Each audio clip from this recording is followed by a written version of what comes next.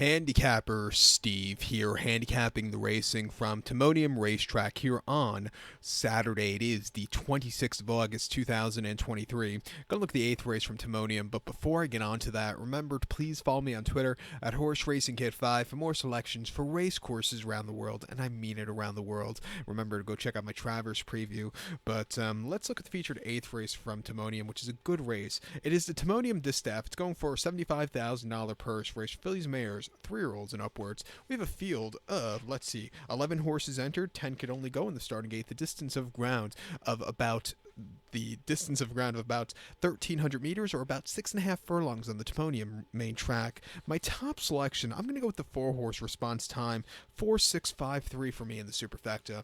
4.653 super, top selection of 4-horse response time. 5-year-old mare by Mosler here.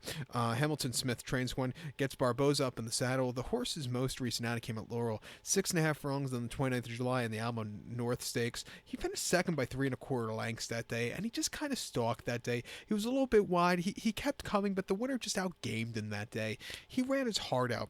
Come back to Timonium, where he had a decent place quite a few seasons ago. I'm going to give him another shot to win here today. Also, his buyers have definitely gone up a lot since his last run here. 2 back in the lounge race for $78,000 at Laurel, 6 furlongs 1st of July. He finished 4th by 6.75 lengths that day.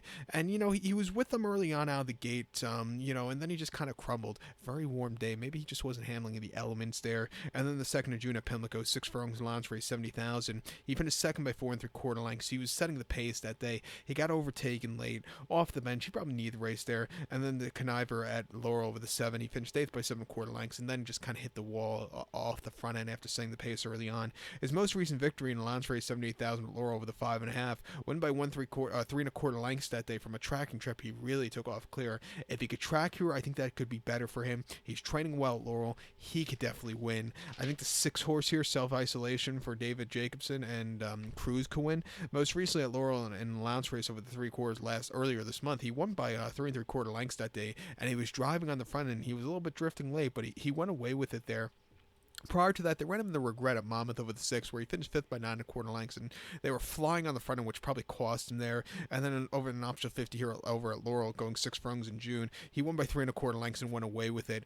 If he could slow it down on the front end, he could definitely win. He's definitely run races fast enough to win this one. And he's done well in Maryland. Let's give this horse a shot on the ticket. But to recap my selection for the featured 8th race from Timonium, it's the Timonium Distaff. Going to take the 4-horse response time. Give kudos to the 6-horse Self-Isolation. 4.653 super. 4.6 in your multi-race. So good luck to all, and please follow me on Twitter at HorseRacingKid5. Good luck, everybody.